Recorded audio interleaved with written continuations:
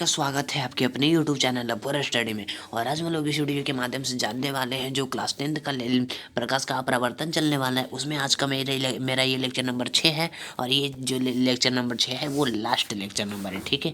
ये lecture number last है और इसके बाद प्रकाश का अपरावर्तन चैप्टर जो है पूरी तरीक़ों से समाप्त हो जाएगा। तो दोस्तों ये मेरा लेक्चर नंबर 6। अगर जो आप देखिए हमें आज तो आकाश का रंग नीला क्यों दिखाई देता है, ये सब इंपॉर्टेंट क्वेश्चन है, ठीक है। आप लोग नोट कर लेना, कोशिश करना कि नोट कर लेना। ऐसे तो PDF चला ही जाएगा। मेरा टेलीग्राम ग्रुप है, टेलीग्राम ग्रुप में आप जाकर लव फॉर स्टडी सर्च करना, ठीक है। वहाँ पे एक मेरा ये चैनल आएगा, उसको सब्सक्राइब कर, उसमें ऐड हो जाना। उसमें ये सारा मतलब PDF ज़्यादा रहेगा। तो देखिए आकाश का रंग नीला क्यों होता है। आकाश का रंग जो हम लोग देखते हैं बाहर से, तो आकाश का रंग नीला दिखाई देता है। वो किसके कारण दिखाई देता है, कुछ तो उसके पीछे वजह होगा। हाँ है वजह। जब प्रकाश की किरण वायुमंडल में प्रवेश करती है, ठीक है। जब प्रकाश की किरण जो है ना वह वायुमंडल में प्रवेश करती है, एक सेकेंड। जब प्रकाश की किरण जो है वायुमंडल में प्रवेश करता है ना, तो वायुमंडल के छोटे छोटे कण द्वारा कम तरंग दैर्ध्य वाले रंग जो होते हैं ना, कम तरंग दैर्ध्य वाला रंग क्या होता है, बैंगनी। याद रखना, कम तरंग दैर्ध्य वाला रंग बैंगनी होता है तथा नीला रंग प्राकृतिक होता है, ठीक है। कम तरंग दैर्ध्य है बैंगनी है और नीला रंग प्राकृतिक होता है, लेकिन नीला रंग अधिक दिखाई पड़ता है, इसलिए स्वच्छ का रंग नीला दिखाई देता है। प्राकृतिक क्या हुआ, बैंगनी हुआ, लेकिन नीला एक सेकंड। जब जैसे ही छोटा छोटा प्रकाश जैसे प्रवेश करेगा तो ठीक है, तो वायुमंडल में छोटे छोटे जो कण है, कण के द्वारा कम तरंग दैर्ध्य वाले रंग जो होता है ना बैगनी, कम तरंग दैर्ध्य वाले रंग जो होता है बैगनी जो है, बैगनी तथा नीला रंग अधिक प्राकृतिक होता है। बैगनी और नीला दोनों प्राकृतिक होता है, लेकिन नीला रंग अधिक दिखाई देता है, इसलिए स्वच्छ आकाश में रंग नीला होता है। तो आई होप वो स्वच्छ आकाश का रंग नीला क्यों होता है ये आप समझ चुके होंगे। अब देखिए इंद्रधनुष क्या है, रेनबो, जिसको रेनबो बोलते हैं, जिसको 7 नामों से जाना जाता है, ठीक है, जिसको रेनबो, ठीक है। देखिए जब सूर्य की प्रकाश, देखिए सबसे पहले हम बता देते हैं कि आखिर ये इंद्रधनुष होता क्या है। पहले देखिए इंद्रधनुष आखिर होता क्या है, इसका क्या कैसे क्या होता है। तो देखिए जब सूर्य का प्रकाश, देखिए आप लोग एकदम अच्छा से समझना, ये कोई सूरज का प्रकाश है, ये हमारा ये अर्थ है, पृथ्वी है, ठीक है, इतनी दूरी पे है। और देखिए जब बूंद होता है, बारिश होता है, ठीक है, जब बारिश होता है ना और सूर्य का प्रकाश जब बूंद पे पड़ती है, तो पहले क्या होता है ना कि पहले अपरावर्तन होता है, ठीक है। उसके पहले अपरावर्तन होता है, अपरावर्तन का मतलब उसके अंदर समा जाना, ठीक है। अपरावर्तन होता है, उसके बाद पूर्ण आंतरिक परावर्तन होता है, ठीक है। पूर्ण आंतरिक परावर्तन होते हुए क्या होता है ना, वह 7 रंग में निर्माण करता है। जैसे ही आप देखिए जब भी इंद्रधनुष बनाएगा जब बारिश के टाइम में बनाएगा, ठीक है।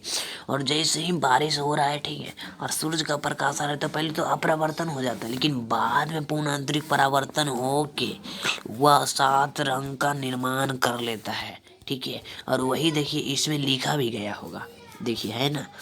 देखिए जब सूर्य की प्रकाश की किरण वर्षा के जल के बूंदे पर आपतित होती है, ठीक है, आपतित होता है, तो पहले अपरावर्तन होता है, उसके बाद पूर्ण आंतरिक परावर्तन होते हुए वर्ण विक्षेपण होता है।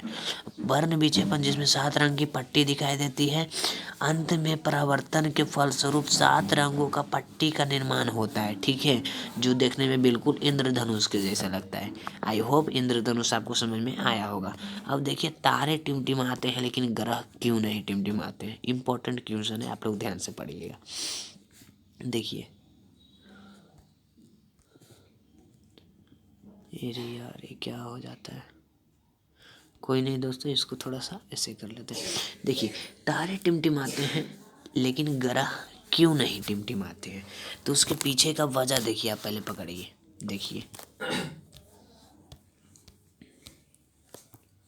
देखिए सबसे पहले है ना कि तारे टिमटिमाते हैं लेकिन ग्रह क्यों नहीं टिमटिमाते हैं, ठीक है। तो तारा जो है, जैसे कि ये मेरा कोई एक, जैसे कि एक पृथ्वी है, पृथ्वी के अंदर तारा है, ठीक है, ऊपर में, ऐसे तो इतना बड़ा होता नहीं है लेकिन ठीक है, ये कोई तारा है। अरे यार क्या तारा बन गया, ऊपर में तारा है, ठीक है। तो तारा पृथ्वी से अधिक दूरी पे होता है, ठीक है, अधिक दूरी पे होता है ना, बहुत ऊंचाई की होता है, बहुत दूरी पे होता है। तो और तारे से निकलने वाली प्रकाश की किरण जो होती है ना, इसमें पर पृथ्वी तक पहुंचने में कई अपरावर्तन होते हैं, ठीक है, कई अपरावर्तन होते हैं, जिसके कारण तारे कभी कभी दिखाई देता है। कई अपरावर्तन होता है, मतलब कि देखिए, कभी इससे क्रॉस होकर जाना है, कभी इससे क्रॉस होकर जाना है, जिसके कारण कभी कभी दिखाई देता है तो कभी कभी दिखाई नहीं देता है, जिसे तारे का टिमटिमाना कहते हैं। कभी दिखाई दे रहा है तो कभी नहीं दिखाई दे रहा है, तो तारे का टिमटिमाना कहते हैं। अब देखिए, लेकिन ग्रह टिमटिमाते हैं, ठीक है, तारे टिमटिमाते हैं, लेकिन ग्रह क्यों नहीं टिमटिमाते हैं?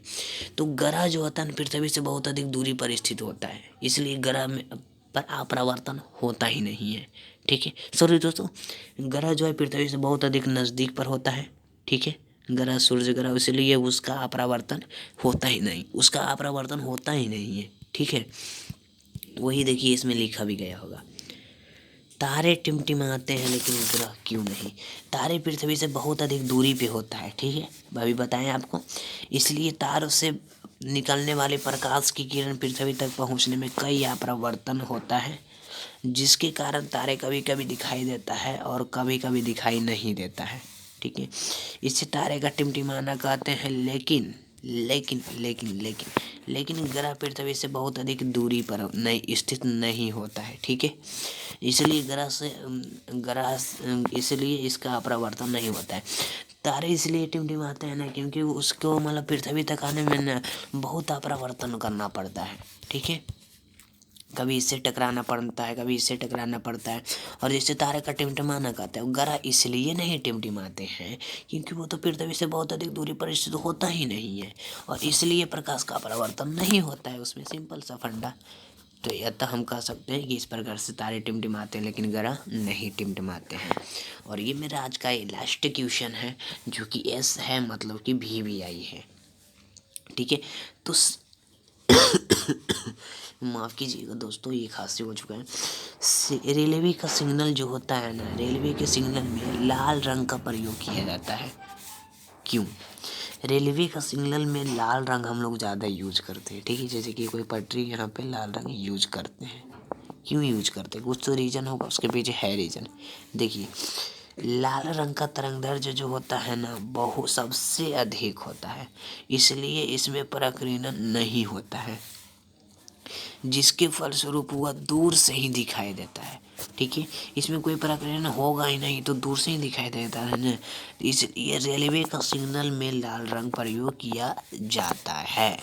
आप लोग नहीं समझे हो ना, रेलवे का सिग्नल लाल रंग क्यों दिखाई देता है? देखिए, अभी देखिए, देखिए लाल रंग का तरंगदैर्घ्य देखिए, देखिए लाल रंग, ठीक है, ये कोई रेड कलर किधर गया? रेड कलर पहले सेलेक्ट कर लेते हैं, रेड कलर, ये हाँ हो गया रेड कलर, ठीक है, रेड है ना, थोड़ा सा ये रेड है, ठीक है, ठीक है। तो देखिए, लाल रंग का तरंगदैर्घ्य सबसे अधिक होता है, क्यों होता है? लाल रंग का तरंगदैर्घ्य सबसे अधिक होता है, इसलिए उसमें प्रकीर्णन नहीं होता है। जब प्रकीर्णन नहीं होगा तो वह दूर से ही दिखाई देता है। और आपसे ये भी पूछ देगा किस में मतलब प्रकीर्णन नहीं होता है, तो लाल रंग में प्रकीर्णन नहीं होता है। तो इस प्रकार से देखिए, आज का ये मेरा लेक्चर नंबर 6 भी ख़त्म हो चुका है, और आज का लेक्चर नंबर के साथ साथ मेरा ये चैप्टर भी कंप्लीट हो चुका है। और अगर जो आप लोगों को अभी भी कोई डाउट है, तो आप लोग एक डाउट आप लोग कमेंट कर सकते हो, उसमें हम आपका डाउट सॉल्व करेंगे। और प्लस में कल अगर इसका तो शॉर्ट मतलब कि 1 शॉट कराया ही जाएगा, 1 शॉट। अभी तो चैप्टर 1 का भी बाकी है, और चैप्टर 2 का भी 1 शॉट होगा, ठीक है। तो उसका वीडियो अपलोड होगा, उसको देखना नहीं भूलिएगा। और अगर जो वीडियो आपको कैसा लगा होगा, अच्छा लगा होगा, ख़राब लगा होगा, ख़राब भी लगा होगा, तो कुछ भी आप एक कमेंट कर सकते हैं, ठीक है। और दोस्तों, कल स्टार्ट होगा केमिस्ट्री, और केमिस्ट्री का कल चैप्टर नंबर 1 स्टार्ट होगा। तो अगर जो आप चैनल पे नए हो तो चैनल को सब्सक्राइब करके नोटिफिकेशन को ऑन करके रखना, क्योंकि इसी प्रकार से केमिस्ट्री को भी ख़त्म करवाया जाएगा। तो मिलते हैं नेक्स्ट वीडियो में दोस्तों, तब तक के लिए जय हिंद।